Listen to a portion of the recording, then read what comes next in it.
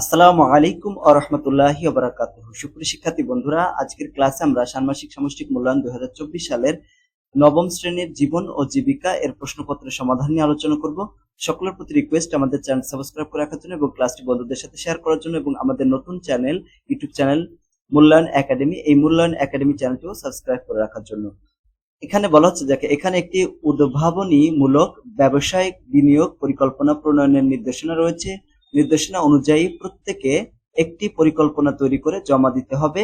বিনিয়োগ ক্ষেত্র নির্বাচন এবং পরিকল্পনা তৈরির জন্য দলগত আলোচনার সুযোগ থাকবে এবং এরপর প্রত্যেকে নিজ নিজ খাতায় উদ্ভাবনী বিনিয়োগ পরিকল্পনা তৈরি করবে। এখন আমাদেরকে এটা হচ্ছে নির্দেশনা দেওয়া হয়েছে। এখন দেখো এখানে কাজ, আমাদের কি কাজ করতে হবে? দেখো, কাজ হচ্ছে উদ্ভাবনীমূলক ব্যবসায়িক বিনিয়োগ পরিকল্পনা প্রণয়ন। চতুর্থ শিল্প বিপ্লবের এই যুগে আমাদের জীবনযাত্রার প্রতিদিন যুক্ত হচ্ছে নতুন নতুন প্রযুক্তি, যা দ্রুত বদলে দিচ্ছে আমাদের চাহিদার ধরন।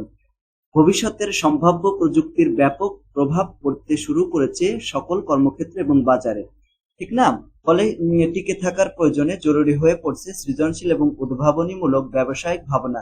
এই প্রেক্ষাপট বিবেচনায় রেখে নিজ পরিবারের জন্য একটি উদ্ভাবনীমূলক ব্যবসায়িক বিনিয়োগের ক্ষেত্র বেছে নাও। এরপর উক্ত ব্যবসায়িক বিনিয়োগের জন্য ধাপ গ থেকে ঘ পর্যন্ত, ঠিক আছে, নিয়ে দলে আলোচনা করে নিজ নিজ খাতায় প্রয়োজনীয় নোট রাখো। এর ভিত্তিতে এবার এককভাবে নিজ পরিবার জন্য একটি উদ্ভাবনীমূলক ব্যবসায়িক পরিকল্পনা তৈরি করো। তবে উক্ত ব্যবসায়িক পরিকল্পনা নতুন প্রযুক্তিগত সুবিধার সমন্বয় ও ব্যবহার যেন থাকে তা নিশ্চিত করতে হবে। তো দেখো, এখানে আমাদের দুইটা অংশ রয়েছে। উদ্ভাবনীমূলক ব্যবসায়িক বিনিয়োগ পরিকল্পনা তৈরি করার জন্য নিচের ধাপগুলো অনুসরণ করো। দুইটা ধাপ। প্রথম অংশ, পরিবারের জন্য ব্যবসায়িক ব্যবসা নির্বাচন। তো এখানে আমাদের যে কাজটা আমরা এখন করবো, আমরা শুধুমাত্র ধাপ ক এর উত্তর আমরা এখানে করতেছি। পারিবারিক আর্থিক পরিস্থিতি বিশ্লেষণ। আমরা ধাপে ধাপে সবগুলোর অ্যান্সার করব। তো এখন আমরা এই ভিডিওতে আমরা শুধুমাত্র প্রথম ধাপ মানে ক ধাপ আলোচনা করতেছি। প্রথমে পারিবারিক আয়ের সর্বোত্তম ব্যবহার বিবেচনা করে একটি পারিবারিক বাজেট তৈরি করতে হবে। এরপর পরিবারের আর্থিক অপচয় রোধে কি পদক্ষেপ গ্রহণ করা যেতে পারে তা উল্লেখ করতে হবে। এরপর সময়, সুযোগ ও নিজের সক্ষমতা অনুযায়ী অর্থ সংশ্লিষ্ট যেসব কাজের দায়িত্ব গ্রহণ করেছো সেগুলোর একটা তালিকা তৈরি করতে হবে, ঠিক আছে? তো দেখো, আমি কিন্তু সাজেশনে তোমাদেরকে এটা বলেছিলাম, বারবার বলেছিলাম যে এই যে পারিবারিক বাজেট, এটা কিন্তু তোমাদের পরীক্ষায় আসবে। যারা যারা আমার ভিডিওটা দেখেছিলে সাজেশনটা, তারা একটু সাড়া দিও যে আমি ঠিক বলেছি কিনা। তো প্রথমে দেখো, পারিবারিক আয়ের সর্বোত্তম ব্যবহার বিবেচনা করে একটি পারিবারিক বাজেট তৈরি করো। দেখো, পারিবারিক বাজেটটা কিভাবে তৈরি করতে হয় সেটা আমরা এখন আলোচনা করতেছি। মূল খাত এখানে খাদ্য। তো এখানে দেখো, উপখাতের ভিতরে হচ্ছে চাল, ডাল, আটা, এগুলা তোমরা দেখো আমি এখানে কিন্তু আলাদা আলাদা দিয়েছি, তাই না? তুমি চাইলে একবার এই যে এখানে দেখো, চাল, ডাল, আটা, তেল, মাছ, মাংস কেনার জন্য 5,000 টাকা লাগে, ফলমূল কেনার জন্য 1,000 টাকা, মিষ্টান্নের জন্য 300 টাকা। তো এইভাবে না দিয়ে তুমি চাইলে এই যে পুরাটা এখানে এরকম ভাগ ভাগ না করে তুমি চাইলে দেখো, মোট এখানে 6300 টাকা লাগেছে, 63 মানে 6,300 টাকা লেগেছে, তাই না? তো যে কয় টাকা লেগেছে আর কি, তো এখানে 6,300 টাকা তোমার পরিবারের জন্য যে কয় টাকা লাগে সেই কয় টাকা লিখবা। একবারে লিখলে আরো ভালো হয়, ঠিক আছে? এখানে আমি ভাগ ভাগ করে লিখেছি, একবারে লিখে দিবা।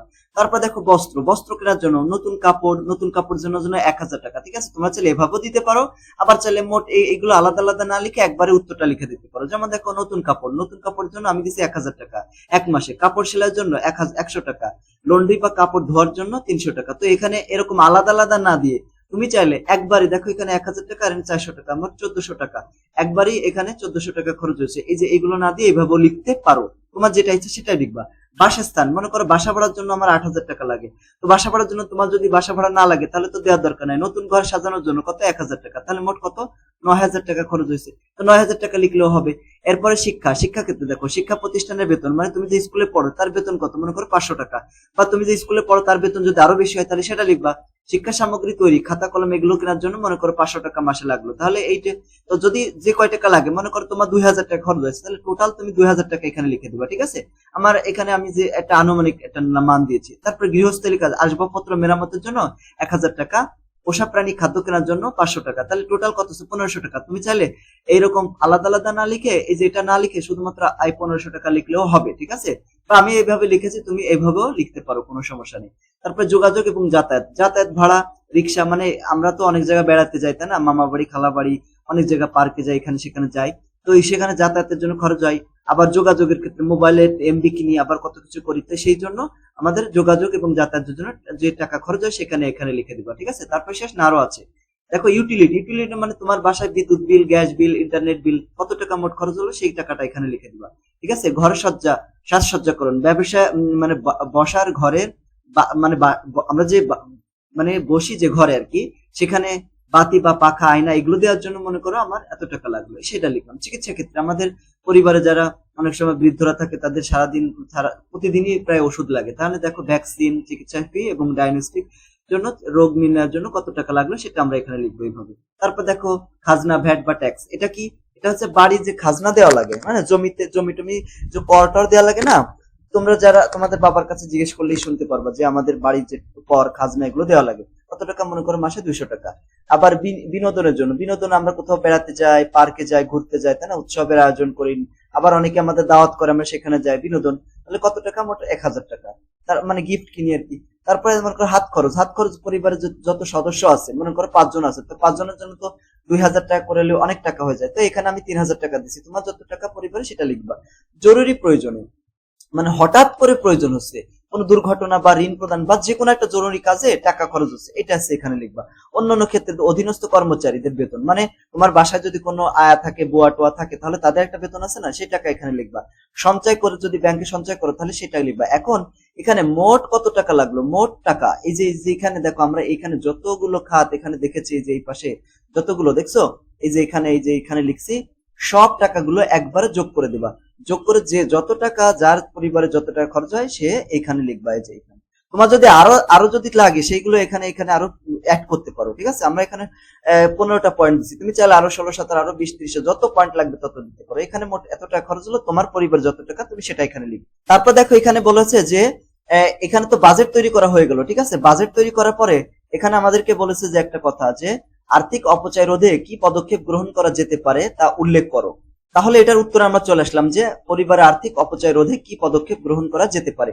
যেগুলো করা যেতে পারে, যেমন হাঁস মুরগি পালন করা যেতে পারে, ঘরের চাহিদা মিটিয়ে বিক্রি করি যা পরোক্ষ আয়ে ভূমিকা রাখে, এরকম করি। নিজের এবং পরিবারের অন্যদের কাপড় নিজে সেলাই করি, ফলে দর্জির কাছে গিয়ে টাকা নিয়ে সেলাই করতে হয় না। তাহলে এখানে কি একটা আর্থিক অপচয় রোধ হয়ে গেল।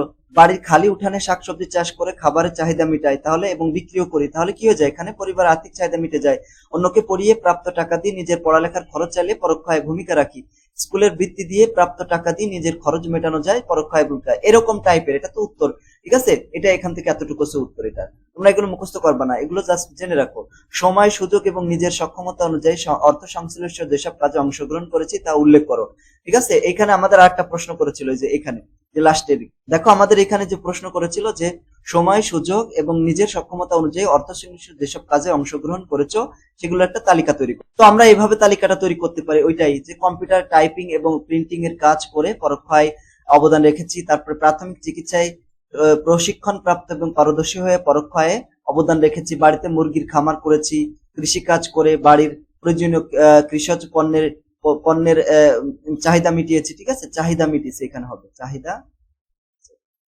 কৃষিকাজ করে বাড়ির প্রয়োজনীয় কৃষজ পণ্যের চাহিদা মিটিয়েছি, ঠিক আছে, মিটিয়েছি, এরকম লিখবা। তারপর দেখো এখানে কি করেছি, ফুলের বাগান করে আয় করেছি বা টিউশনি করে আয় করেছি। এভাবে আমরা দেখো, আমরা এখন শুধুমাত্র এই প্রশ্ন, আমাদের যে প্রশ্নের ক নম্বরের উত্তর লিখেছি, ঠিক আছে। ধাপ ক যে সেটার উত্তর আমরা করেছি। ধাপে ধাপে আমরা ক, খ, গ, ঘ, ম যেটাগুলো আছে সেগুলোর উত্তর আমরা এখানে করে দেবো। আমাদের একটা নতুন ইউটিউব চ্যানেল রয়েছে মূল্যায়ন একাডেমি, তোমরা এখানেও মূল্যায়ন গুলো পেয়ে যাবা।